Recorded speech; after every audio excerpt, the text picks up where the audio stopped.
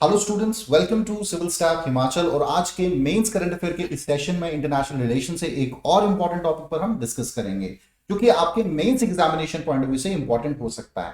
देखिए, जब भी मेंस एग्जामिनेशन की बात करते हैं, स्पेशली इंटरनेशनल रिलेशन के कंटेक्स्ट में, इंटरनेशनल रिलेशंस का जो नेचर है डायनामिक है, तो करंट अफेयर्स की सिग्निफिकेंस बहुत ज्यादा हो जाती है। अक्सर जो सवाल आपके इंटरनेशनल रिलेशंस में पूछे जाते हैं मेंस एग्जाम में, वो करंट अफेयर करंट ओरिएंटेड ही होते हैं। तो बहुत ध्यान से आपने करंट के सभी इंटरनेशनल रिलेशंस के टॉपिक को गो थ्रू करना है। आज का हमारा टॉपिक भी कुछ ऐसा ही है। रिसेंटली इंडिया और इजराइल के बीच बायलैटरल डिफेंस रिलेशंस को स्ट्रेंथन करने के लिए एक ज्वाइंट वर्किंग ग्रुप का सेशन हुआ है। क्या कुछ पे इंपॉर्टेंट एस्पेक्ट्स हैं उनको डिस्कस करेंगे। क्यों इजराइल के लिए इंडिया इतना इंपॉर्टेंट है और क्यों इंडिया के लिए इजराइल इतना ज्यादा इंपॉर्टेंट है, क्यों दोनों देश अपने रिलेशंस को और बेटर करना चाहते हैं, समझेंगे। थोड़ा सा हिस्टोरिकल एस्पेक्ट भी जानेंगे और बहुत से आपके एस्पेक्ट्स हैं जिनको हम एक एक करके डिस्कस करने वाले हैं। चलिए तो शुरू करते हैं आज का टॉपिक जो कि है ज्वाइंट वर्किंग ग्रुप। सो अभी recently 15th joint working group का सेशन हुआ है दोनों देशों के बीच, ताकि डिफेंस रिलेशंस को और ज्यादा स्ट्रेंथन किया जा सके। तो इसमें क्या कुछ डिस्कस किया गया उस पर बात करेंगे। ये एक बायलैटरल आपका इनिशिएटिव था। दोनों ही देशों के जो एलीट मिनिस्टर्स हैं इसमें सहभागिता, अपनी पार्टिसिपेशन दिए हैं।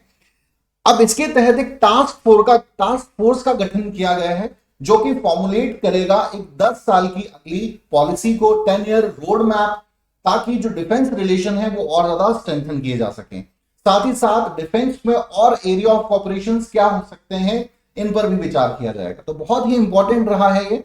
अभी पहले जानेंगे हम भाई इंडिया और इजराइल के डिफेंस कॉपरेशन कैसा रहा है। ठीक है, तो सबसे पहले जानते हैं भाई स्ट्रेटेजिक कॉपरेशन। देखिए, जब आपका इंडो चाइना वॉर हुआ 1962 में, सो इवन रशिया जो भारत का एक बहुत ही भरोसेमंद, बहुत ही क्लोज फ्रेंड रहा है, उसने भी भारत को डायरेक्टली सपोर्ट नहीं किया, ये कहते हुए कि yes India is a friend but China is a brother. क्योंकि यूएसएसआर उस समय एक कम्युनिस्ट नेशन था और चाइना भी ऑफ कोर्स एक कम्युनिस्ट नेशन है, तो न्यूट्रल रहा, बहुत सपोर्ट भारत को किया नहीं। ऐसे समय में भी इजराइल जो तब तक भारत के साथ डिप्लोमेटिक रिलेशन भी सेटअप नहीं कर पाया था, उसने भारत को इंटरनेशनली सपोर्ट किया, अपना स्ट्रेटेजिक सपोर्ट जो है वो भारत को दिया। दूसरा 1965 का जो बैटल हुआ था, उस समय इजराइल ने M58 160 mm मोटार अम्यूनेशन, जिसने बहुत ही सिग्निफिकेंट रोल प्ले किया था इंडिया पाकिस्तान 1965 वॉर में। ठीक है, नेक्स्ट है जो न्यूक्लियर टेस्ट 1998 में भारत ने किया था और एक न्यूक्लियर स्टेट की फॉर्म में भारत स्थापित हुआ था। उस समय यूएस समेत बहुत से वेस्टर्न नेशंस ने इंडिया पर इकोनॉमिक सैंक्शंस लगा दिए थे। ठीक है, स्पेशली ऐसे देश जो यूएस के पावर ब्लॉक में शामिल थे। Even Israel is the part of that power block, but despite the fact Israel ने भारत के इस स्टांस को सपोर्ट किया, ना सिर्फ सपोर्ट किया बल्कि फर्दर अपने ट्रेड रिलेशंस को भी मेंटेन रखा। ठीक है, तो ये बहुत बड़ी बात है कि भाई एक ऐसा देश जिसको आप बहुत ज्यादा सपोर्ट पास्ट में नहीं करते हैं, स्पेशली इजराइल और पैलेस्टीन इशू पे भारत पैलेस्टीन को सपोर्ट करता रहा है, बट डिस्पाइट द फैक्ट दोनों देशों के संबंध स्पेशली डिफेंस के कंटेक्स्ट में हमेशा ही इतिहास गवाह है कि भाई हमेशा ही अच्छे रहे।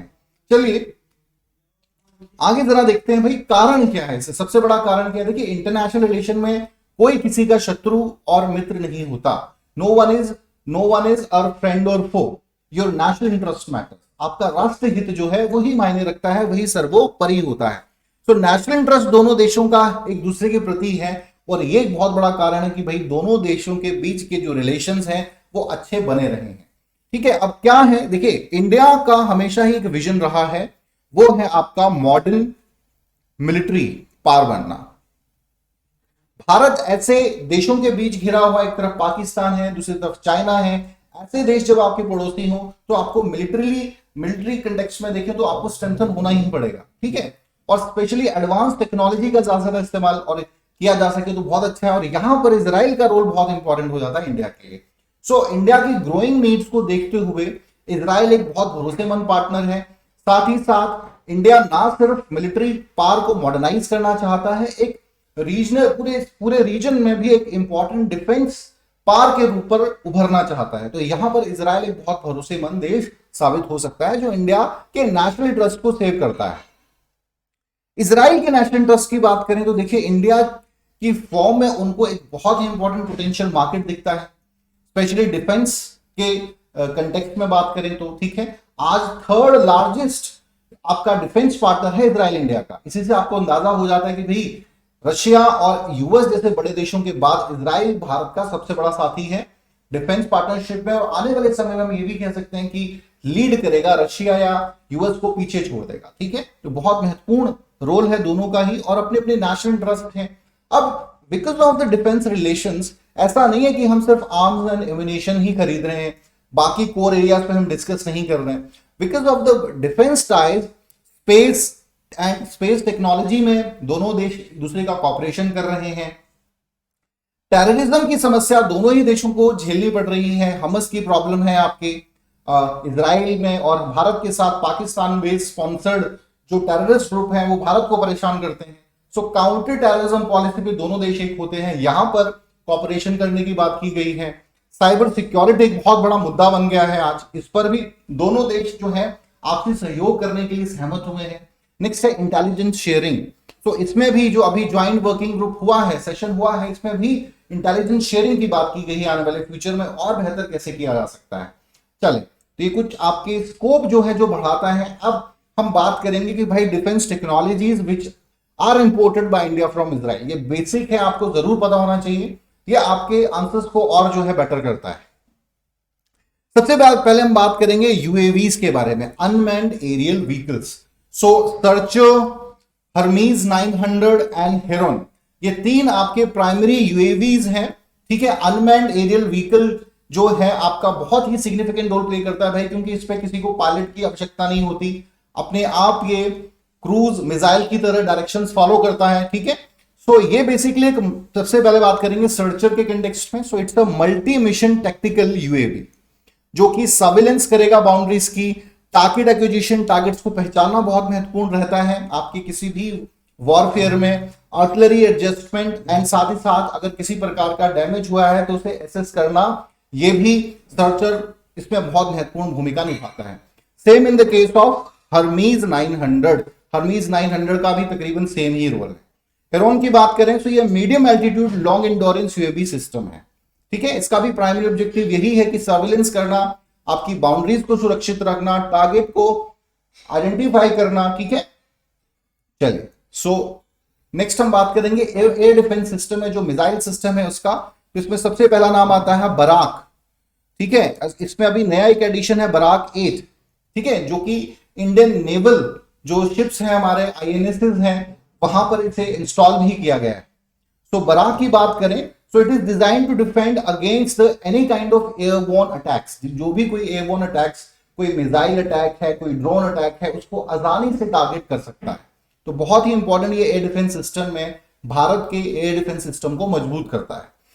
नेक्स्ट मिसाइल्स में जो हमने बोरो की हैं आपके इजराइल से, में स्पाइक आती है जो कि 4th generation anti tank missile.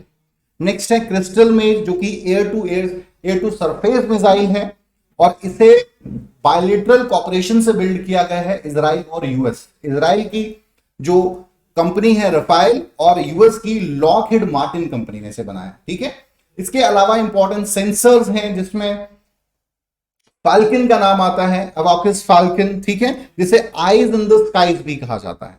और बहुत ज्यादा स्पेशली ये जो आपके पठानकोट अटैक हुए थे, बालाकोट एयर स्ट्राइक हुआ था, उस समय अवाकिस ने बहुत इंपॉर्टेंट रोल प्ले किया था एक सर्च करने में। ठीक है, दुश्मन कहां है आसानी से आइडेंटिफाई करने में। तो बहुत ही इंपॉर्टेंट और महत्वपूर्ण टेक्नोलॉजीज इंडिया ने जो है डिफेंस के संबंध में इजराइल से परचेज की है।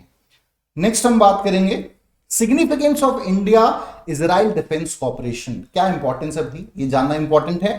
सबसे पहला देखिए, हमारी जो बाउंड्रीज हैं वहां पे पेट्रोलिंग एंड सर्विलेंस, ये दोनों ही महत्वपूर्ण चीजें। जैसे मैंने अभी कहा पठानकोट अटैक हुए थे, उड़ी अटैक हुए, बालाकोट एयर स्ट्राइक था, मतलब tensions always escalate in the boundaries. और पेट्रोलिंग एंड सर्विलेंस जो है बहुत मायने रखता है, टेररिस्ट अटैक्स का खतरा रहता है। ऐसे में अगर हाई टेक टेक्नोलॉजी सर्विलेंस करेगी या पेट्रोलिंग करेगी बाउंड्रीज की, तो कहीं ना कहीं हमारी बाउंड्रीज सुरक्षित रहेंगी। और नेशनल सिक्योरिटी के पॉइंट ऑफ व्यू से देखें तो बहुत ही सिग्निफिकेंट है। नेक्स्ट है मेक इन इंडिया।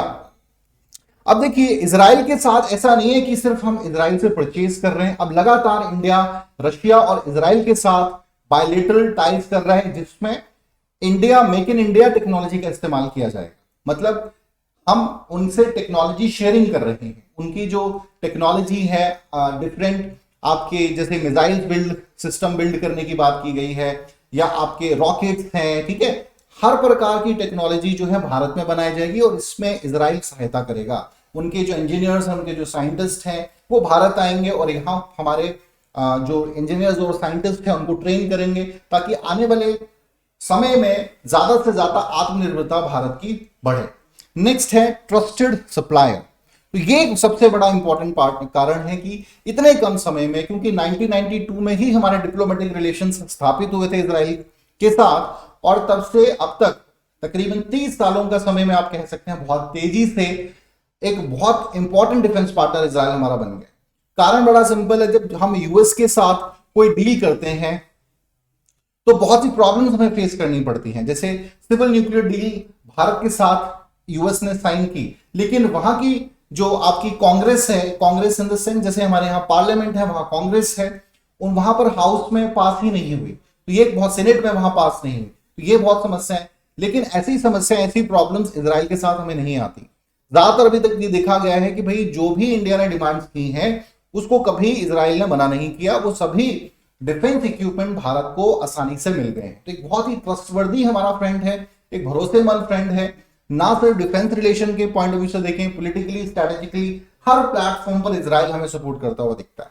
सो ऐसे देश के साथ संबंध और अच्छे करना किसी भी माध्यम से ये इंडिया की नेशनल इंटरेस्ट को और स्ट्रेंथन करता है और भारत की फॉरेन पॉलिसी का भी एक बहुत इंपॉर्टेंट हिस्सा है। अब वेस्ट एशिया में देख लीजिए, वेस्ट एशिया में जहां पर अब भारत धीरे धीरे सऊदी अरेबिया, ओमान, यूएई जैसे देशों के साथ अपने संबंध बेहतर कर रहा है, लेकिन इजराइल हमारा सबसे भरोसेमंद पार्टनर है वेस्ट एशिया में अभी भी। तो इस पॉइंट ऑफ व्यू से भी देखें तो बहुत ही ज्यादा इजराइल की सिग्निफिकेंट भारत के लिए हो जाती है। तो आई होप कि आपको बेसिकली ये पॉइंट समझ आए होंगे और ये सभी एस्पेक्ट्स जो है बहुत इंपॉर्टेंट है। अभी रिसेंटली ये जो ज्वाइंट वर्किंग सेशन हुआ है जिसमें 10 साल का एक रोड मैप बनाया गया है, स्पेशली इस पे 2 पॉइंट्स पे डिस्कस किया गया कि कैसे यूटिलाइजेशन किया जा सकता है हमारे रिसोर्सेज का, बायलेटरल जो हमारे रिसोर्सेज हैं डिफेंस के, उनको कैसे यूटिलाइज किया जा सकता है, और हमारी जो ट्रेड मार्केट है, डिफेंस मार्केट है, उसको और कैसे बढ़ावा दिया जा सके। ठीक है, ये इसमें बहुत इंपॉर्टेंट है। साथ ही साथ इफेक्टिव फ्लो ऑफ